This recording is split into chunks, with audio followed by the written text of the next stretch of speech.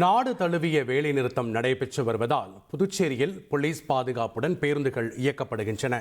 கூடுதல் விவரங்களை செய்தியாளர் எழில்குமாரிடம் கேட்கலாம். வணக்கம் எழில்குமார், புதுச்சேரியில வழக்கம் போல பேருந்துகள் இயக்கப்படுகிறதா? பொதுமக்கள் மற்றும் பயணிகளுடைய வருகை எந்த அளவுக்கு இருக்கு? கள விவரங்களை பதிவு பண்ணுங்க.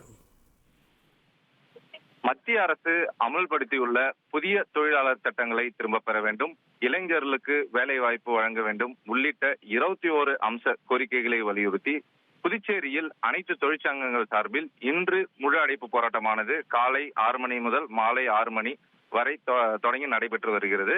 இந்த முழு அடைப்பு பந்த் போராட்டம் காரணமாக புதுச்சேரியில் உள்ள ஆட்டோ மற்றும் டெம்போக்கள் முழுமையாக இயக்கப்படவில்லை. மேலும் பலத்த போலீஸ் பாதுகாப்புடன் புதுச்சேரியில் இருந்து தமிழகத்தின் பல்வேறு பகுதிகள், குறிப்பாக கூற வேண்டும் என்றால் கடலூர், விழுப்புரம், சென்னை உள்ளிட்ட பல்வேறு பகுதிகளுக்கு பலத்த போலீஸ் பாதுகாப்புடன் அரசு மற்றும் தனியார் பேருந்துகள் தொடர்ச்சியாக இயக்கப்பட்டு வருகிறது.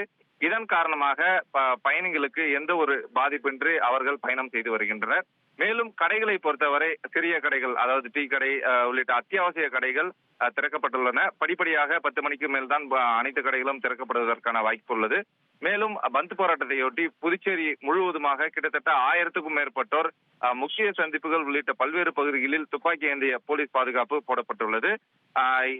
இதேபோல் இந்த பந்த் போராட்டம் காரணமாக ஒரு சில தனியார் பள்ளிகளுக்கு விடுமுறை அளிக்கப்பட்டுள்ளது. அரசு மற்றும் கல்லூரிகள் வழக்கம் போல் இயங்கும் என கல்வித்துறை சார்பில் தகவல் தெரிவிக்கப்பட்டுள்ளது.